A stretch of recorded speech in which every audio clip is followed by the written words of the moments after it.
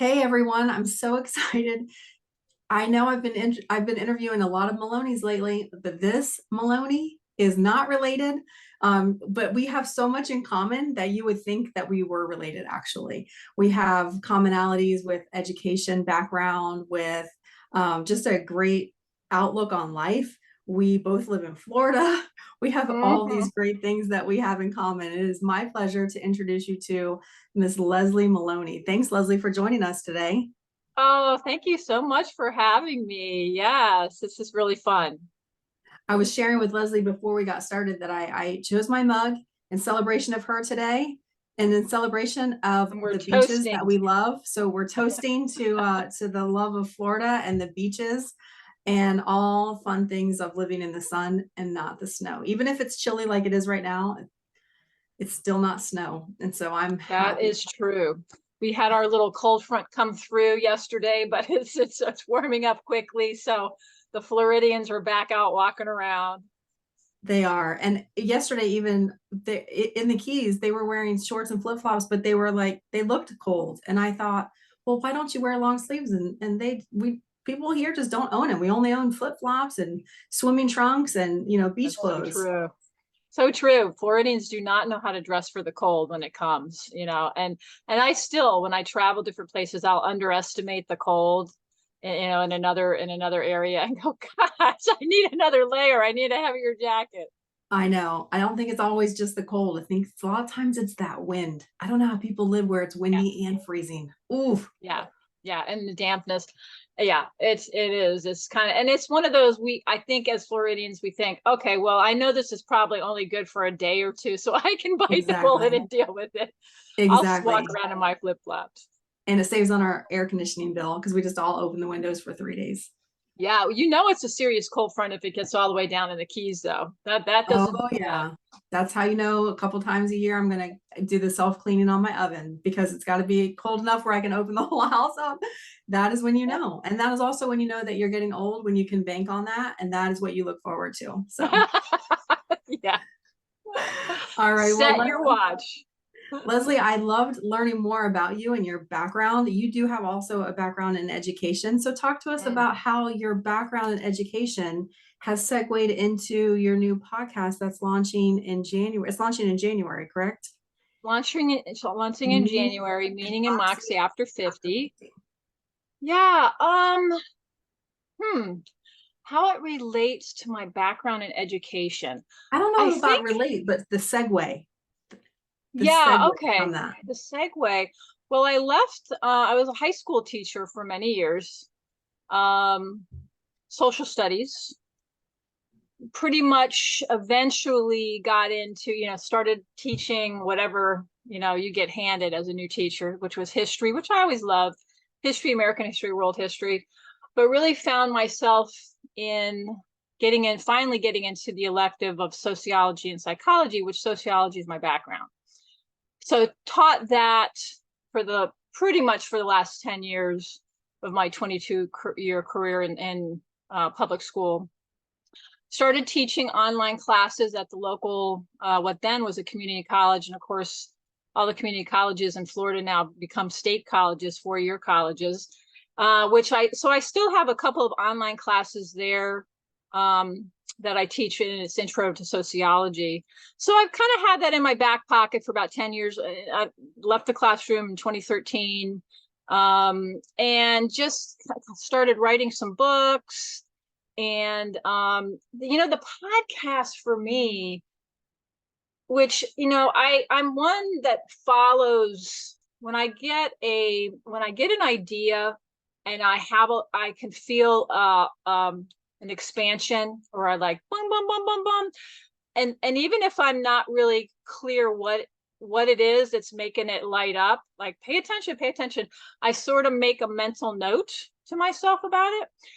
And so a couple of years ago, I was talking with my husband just about some of the cool people that we know. We were remarking, like, God, we know some really cool people, that we're so blessed. And I remember saying we should do a podcast and get them to tell their story and this and that and the other. And so, it was like one of those ideas. It felt really good to talk about it. And just kind of, all right, we'll put this over here.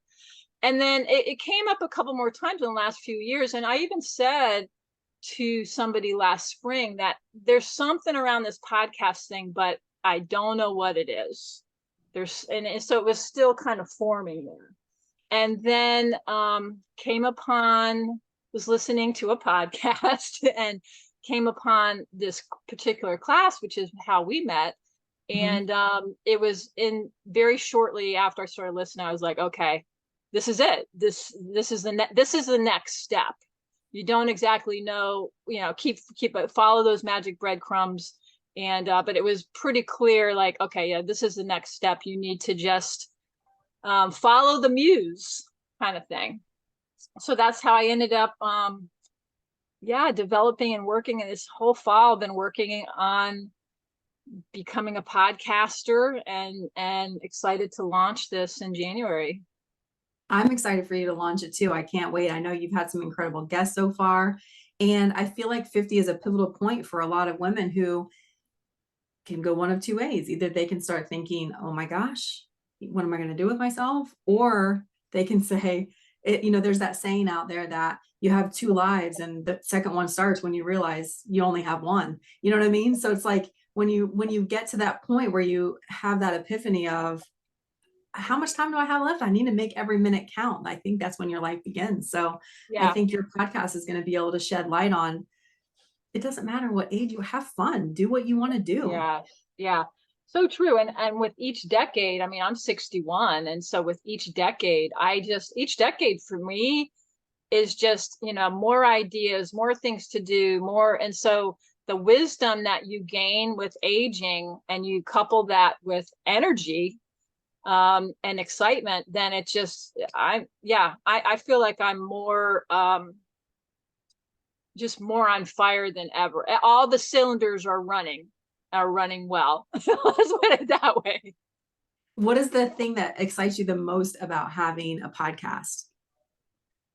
Just interview already, like all the cool people I've met and in this process, and that are creative people taking chances, figuring things out.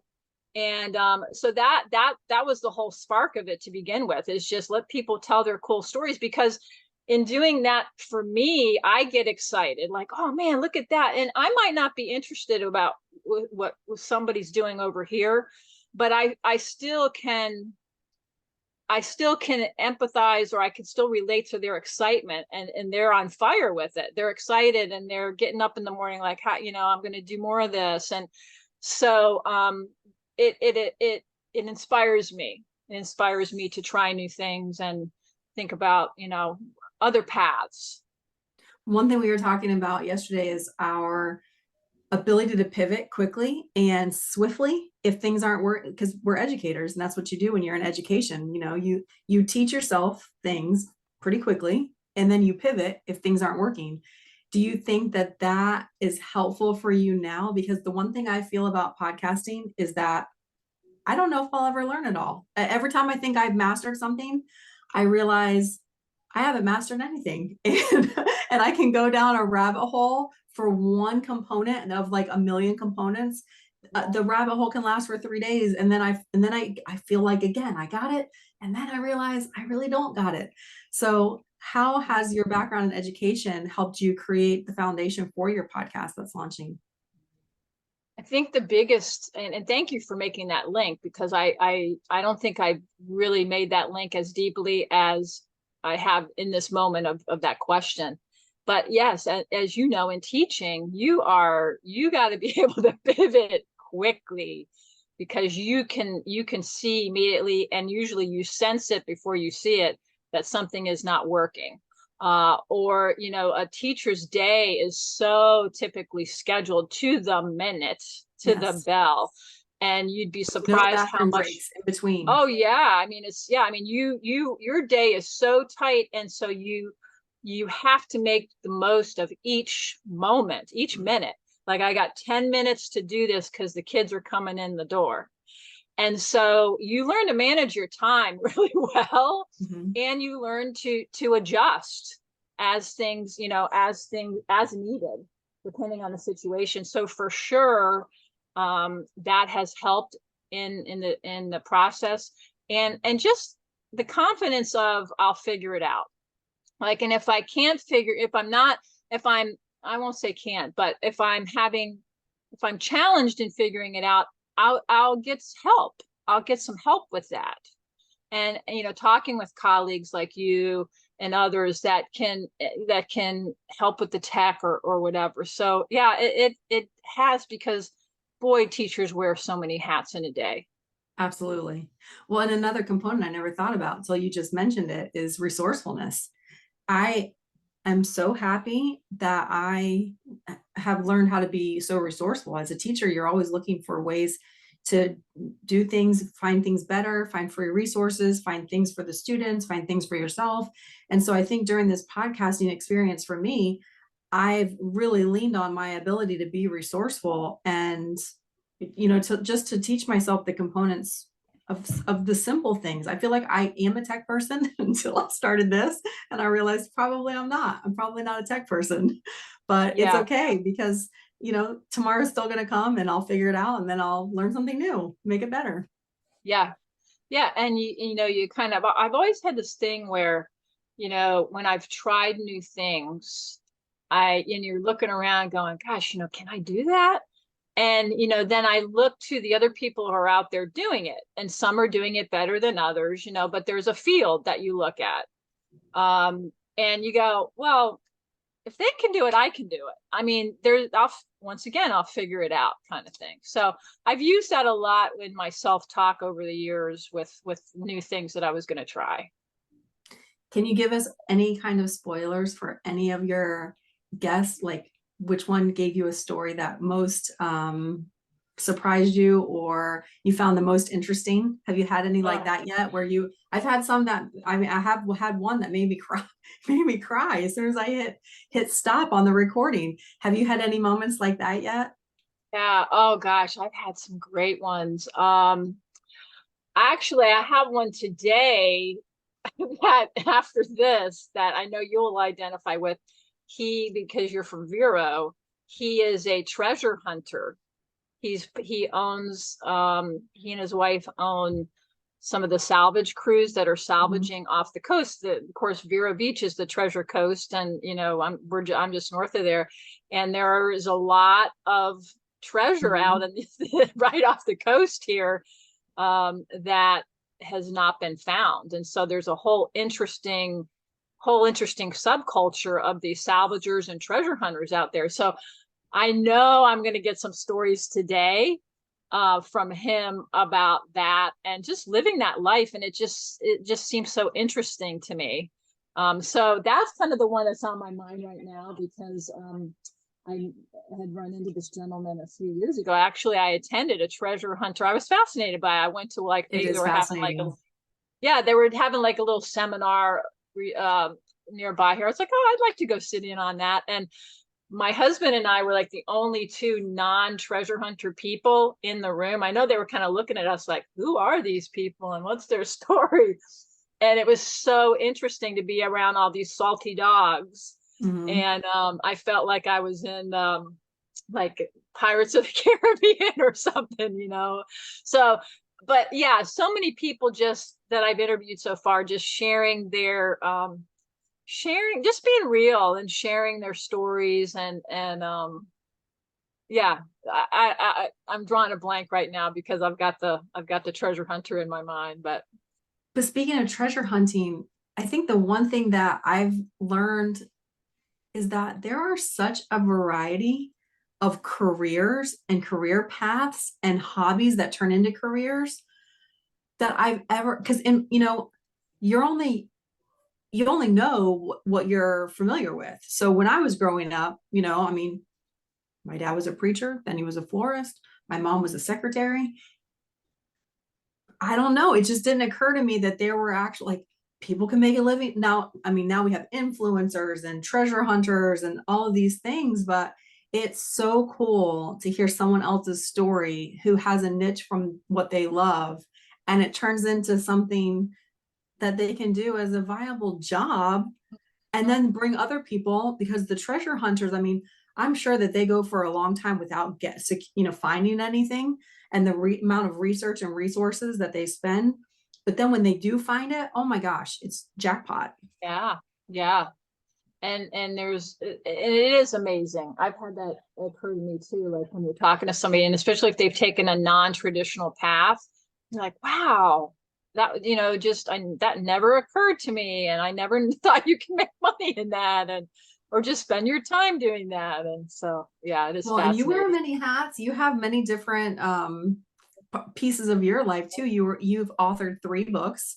Tell us about your books, and tell us about just how you develop the ideas for them. And I have them here: As You Fly from the Nest, Mermaid Meg, and the Magic Lagoon, which sounds amazing. It sounds very amazing, since I feel like I'm a mermaid in the Keys. And Danny's Adventures with the Ocean Lifeguards. Yeah. So the first one, which I thought was going to be one and done, it came from teaching. And so it's Things to Remember as You Fly from the Nest, pretty much self-explanatory. It's for the teens and the 20-somethings that are leaving the nest and trying to figure things out. And I wrote it because I'm sure you can identify. I was having conversations with kids regularly, especially at the end of the year, because I was teaching mostly juniors and seniors, about things to remember. And so I started writing down. I was like, I need to start writing this down. And because there's a book here, and so I did. I started putting that together and just kept it for, I don't know, 5-6 years, and kept adding to it. And so then when I pivoted and left the classroom, I had some time, and had some more time to work on that. And so it's really sort of like, I don't know, it's about 60, 65 pages, and it's in different chapters. Some of them are more like physical health related, like, drinking enough water and eating well, and, just sleep, things to remember about sleep, etc. And then some are more about relationships and communication and things like that. And then some are more like, more inner, emotional, or you might even say like spiritual but not religious kinds of things to remember, sort of like universal truths probably would be a way to describe that. And so it's one of those things you can open up at any time. It doesn't, you could open it up in any section of the book, and it's a little something to read. And then if you want to write on it, there's some questions around that concept, just to kind of spur a little bit more journaling kind of thing. So that came about, I think I wrote that in around 2013, 2014, and self-published, and did all that, and figured that world out because I knew I know. nothing. Talk about resourcefulness and ambition. If you taught yourself how to write a book, author a book, publish a book, self-publish it, and market it, that's incredible. I mean, and I just started asking And you questions. did it 3 times. Yeah, well, once you do it, right, you're kind of like, all right, I know the lay of the land here. So yeah, just found myself an editor, found myself a illustrator locally, got connected to the local writers groups around here, and they guided me from that point. And then then the 2 children's books are, this Mermaid Meg came next, and that came from, I was involved with, we're still trying to clean up the Indian River Lagoon, which of course is down your way too. It runs from New Smyrna all the way down to Jupiter. And some people will call it the intercoastal, but it really is the Indian River Lagoon. And there's a big cleanup restoration going on with that. And it occurred to me, being involved with that nobody was explaining it to the kids. So that book is my way of explaining it to the kids. And so each one of these has kind of just come out of my experiences kind of thing. And that one in particular, I mean, they just all have their different places that their niches that they have found, with certain communities, I guess you would say. Right. And then my latest one, Danny's Adventure with the Ocean Lifeguards, my husband and son, actually my son is no longer, he used to be an ocean lifeguard here on the coast. He is no longer, but my husband, after he retired, became an ocean lifeguard. Oh, wow. And so, yeah, he's like a captain and runs the zone down this way. So that world is very familiar to me. And people don't realize what ocean lifeguards do. You know, it's not a pool gig. It's a way different sort of situation. And so I wanted to write on that and explain what a rip current is and just some of the special things about our beaches. And so they both have an environmental stewardship kind of message to them. So yeah, so they were just kind of things that organically popped up. And once, as I was mentioning earlier, just sort of one of those things, oh, this has some energy around it. Let's put it out into the world and see where it goes. I like how you describe that, because I often don't know that I'm getting a download or some kind that something is piquing my interest. I just think, oh, because I think so many things are fun, and I think, oh gosh, that could be interesting. Oh, that could be interesting. But for me to actually realize, I always say I need things like in my face. If I'm going to get a sign, if I'm going to get the next thing, I need to actually see it. So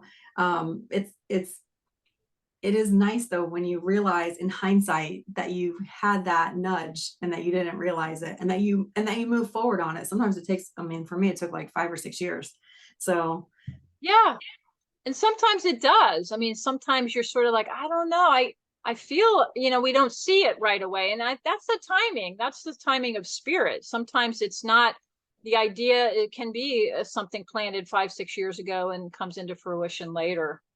But especially if it keeps coming up, I'm one of those that if something keeps coming up, especially 3, 4 times in a short period of time, it's like, okay, you need to pay attention to this. There's something right. here. Yeah, I agree. Well, I love it. And I love how how you say, you've never tied yourself to a tree that's about to be bulldozed, but that you are very pro Florida and passionate about preserving the real Florida, which it sounds like you are, from the work that your husband and your son have done in preserving and sharing that information. I'm surprised that schools haven't contacted you for copies of that book for their libraries. it is in some schools. I do author visits and things like that. So yeah, I play in that world. And so it's been very gratifying to help get some of those messages out there and that they recognize it. Oh, that's very cool. So if you were being interviewed for your own show, what would be some of your pearls of wisdom for having Meaning and Moxie after 50? Ooh, reversing the question on me. Okay, I like that. I would say that for me, how I stay energized is I have to have new things. So let's say we're about to go into the new year, and it's not necessarily based on the calendar, but I need to have new things going on, new experiences going on in my life on a regular basis. And some are maybe short term. It might be just a trip. It might just be, I know, like last year, my husband and I, we've always wanted to do more with sailing. And so we took a sailing class, last year. This is more long term. This podcasting thing is sort of, a more long term situation, but there's so much that I'm learning from it, that I'm just, and the relationships I'm building, that I'm just getting so much juice from it.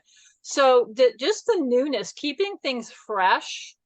And it's one of those things that I think each one of us, we know when we're feeling stagnant, and that's a feeling to pay attention to. And when I feel that, that's a sort of a nudge for me to, okay, all right, let's spice things up a little bit.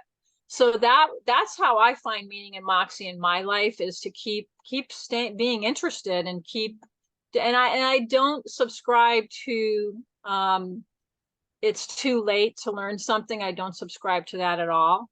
Or it's too late to do something. I think if we take care of ourselves and we stay, fit and all that, this is a physical vehicle we have to take care of if we want to be able to be mobile and do the things that we want to do. So that's a reality. And that goes hand in hand. But if that's in play, then who's to say, why can't I saw some 92 or 93-year-old woman the other day online, and she's kicking it. She's lifting weights, she's working in her yard. She was demonstrating how flexible she is and things like that. And she said, I feel like I'm 20. And so I thought to myself, there's a goal. Yeah, There's a goal. that is, and I think it's a definite, age is a definite mindset, because I've Yeah. met some young folks who are, I promise you, it's like they're 90. I'm like, were you reincarnated in the wrong body? And then I've Yeah. met some that are in their 80s that I promise they're like in their 30s, and I can't keep up with them. I need a nap, and they're going to go for round 2, like with the yard sales. Yeah. Yeah. So it really very much is a mindset. A lot of it is. And so I think we have to push the limits of possibility on that too. Like, why can't I do that when I'm 95? Who says I can't? Right. And Who are they? I used to say that all the time. Oh, they, them. I have to worry about who? Someone I used to know used to always say, who cares? Are they going to pay your bills? Are they going to pay your mortgage? Why do you care about about who is they? I'm like, I don't know. I don't know who they are. I'm not sure. And once you can yeah, kind of break down that barrier, you can realize you are the they that is stopping you. yeah, so true. And just ignoring some of the messaging Mhm. that society, the negative messaging around age and things like that, that society sometimes will, or from other people or whatever. And it's really their stuff. It's not your stuff. Was Meaning and Moxie over 50? Was that your first concept for your podcast, or was it after multiple iterations that you decided that's what you were landing on? Good question. That came very quickly for me.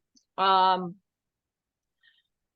and the reason I chose the word Moxie is really a tip of the hat to my mom, who passed in 2017 at 93. I gave the eulogy and her service, her celebration of life. And that was the word that came to me about her life, one of the words.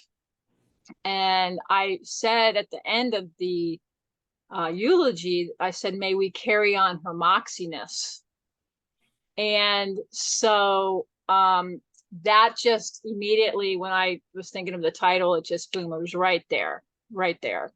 So those who know that story and, and were at that service, they immediately got it.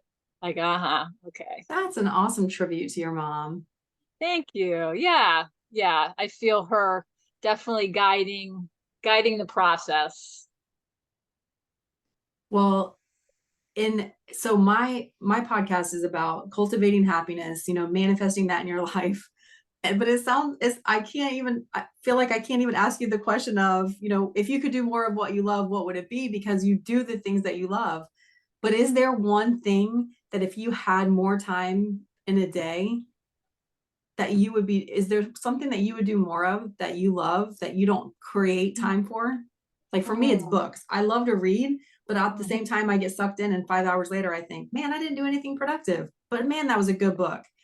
Yeah. What's that for you? Boy, I think for me, what I have to be aware of is making sure that I balance the fun and whatever fun is looking like to me on that particular day. I do like to get outside a lot. I like to, do a lot of different things outdoors. So, but that's not always just fun. Sometimes reading a great book too. But the balance is where I have. So I've got a lot of interests and things that I call fun. It's making sure that I'm uh, getting time in every day, getting time for exercise and all that. So, and not, and like with this particular process with the podcast, there are days that I go, oh, you spent too much time in front of the computer. And I can tell there's a certain point where, yeah. Uh, and just being able to put it down and say, I'm not going to do any more today. I need to go change up the energy and go get outside and move and so on. So that's the thing that I have to, that I have to watch But for that's some of like it. self-made magic, because how many times have you been sitting and going down a rabbit hole, not necessarily struggling, but just thinking so hard, trying to create something, and you go and you do anything else, and then you realize the answer to what it was that you were looking for in that moment of not doing it. Like that's like Yeah. self-made magic, you know? Yeah, I like that. I like the way you describe that. Yeah, so true. So true. Is that, yeah, sometimes the letting the go of it and putting it down is where the comes. It Mm-hmm. is. Yeah. So what do you think is are you going to be writing more books in your future, or are you focusing on more on the podcast? And, it's really, yeah. I I didn't, it's one, I'm not seeking to write another book, but I did have recently we were up in North Carolina over Thanksgiving, and I was in a shop, and I happened to be looking around it. I just passed some children's books, I got, it was like dun, dun, dun, dun, dun, and I hadn't had that. It's been a few years since I've had that, and I was like, if you're gonna do another one, it's gonna be on that. And I got in the car. I was telling my husband, and I said, I had one of those. Dun, dun, dun, dun. And he goes, let me guess. So who knows? But if I do move in that direction right now, I would say the podcast is where I want to focus my energy. But there's an idea there. There's another idea there, which is fun. I mean, because That is fun.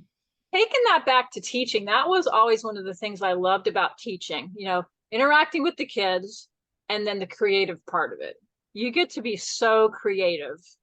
And although some of that's been taken out of education as of late, but from teachers, just because of some of the regimentation, but the creative part was always so fun. And I think that's why a lot of teachers do it, because of what they, the ideas that they are trying to take, from out of, from up here in the air and translate it to the kids. So it's the same kind of process, really. Right. Well, and it sounds like your husband is very supportive of Yeah. all of your idea. My husband, he's a good sport. He goes, sometimes it takes him a little bit of time to come around, and he has to mull it over, but ultimately he goes along with all of my shenanigans. So does mine. So does mine. And I go along with his shenanigans, I mean, I think that is one of the secrets to our relationship, actually, is to give each other space to have our own shenanigans. Yes, and be supportive of them even when don't feel that same level of excitement, but we Yeah. support. We act like we do have that same level of excitement. Yeah. Using the word shenanigans, just like a good Maloney. I like that. It is, yes. Well, I constantly say two of my favorite words are shenanigans and adventures. So I think that's what keeps me young. Mm-hmm. Oh yeah, that's good. All right. Well, Leslie, what keeps you young? What keeps you with your meaning and moxie and marvelousness and all of your energy? What is it that keeps you every day excited for life? Yeah. Um, just surrounding myself with people that uplift me, whether it's my husband, my kids, good friends that uplift me, interacting with people like you. That's so important. The people around you, and who that are just who you spend time with affects how your energy level. So we have to be aware of that. And then, like I was mentioning earlier, I think just keeping things fresh and trying new, not being afraid. It's kind of the expression of um, being bad at something new, like trying something new and realizing that I might really stink at this, but being okay with that. Because I think sometimes we get in our little comfort zone, and we're good at, so we become accomplished at many things the longer we live, right? We usually become, have some level of, well, okay, I feel pretty good, I can handle that. And so when you enter into those areas of that, I'm not so good at this and I'm a Right. beginner, that's very vulnerable place to come from, especially when you're accomplished in a lot of other areas. So but it's good, it helps you grow. That's one of my screenshots I have that I got from somewhere, and it's on my cell phone, and I look at it all the time. I can't remember exactly what it says, but it's along the lines of what you said: be brave enough to fail at something new. And I think I mean, I think it's just us that needs to give ourselves the permission to fail and that it's okay, because we're the only ones that is judging our success or failures. We're the Yeah, ones, we're our worst critics. yeah, exactly. All So right. it's an interesting it's a good but interesting place to come from. It is. Well, thank you, Leslie. I guess that segues to the call to action. Be brave enough to fail and be bad at something new if it's something that you're interested in and that you've been seeing little nuggets and little bum bum bum bum. I love that. If you're getting messages to move forward on something, even if you have no idea how to do it, just keep moving forward and figure out. Another saying I like is the yes unlocks the how. You don't have to know how to do it, but if you can just try, you'll probably figure it out. Yes, yes, for sure. I like that. The yes unlocks the how. Words to live by. Well, thank you, Leslie. I appreciate it. And I can't wait to share more and learn more from your podcast when it launches. And if you can share where it's going to be, the platform where it's going to be, and the title of it once more for everybody. So it's Meaning and Moxie After 50. You can find it on all the platforms, Apple, Spotify, Google, etc. And it's you can also go to meaningandmoxieafter50.com, and there's information there too. All right. Thank you, Leslie. All right. And I think I have 16 subscribers now. So so if you're watching this from YouTube, please like and subscribe. Thank you so much for having me. This was a really fun conversation. Thanks, Leslie. Keep thriving, everybody.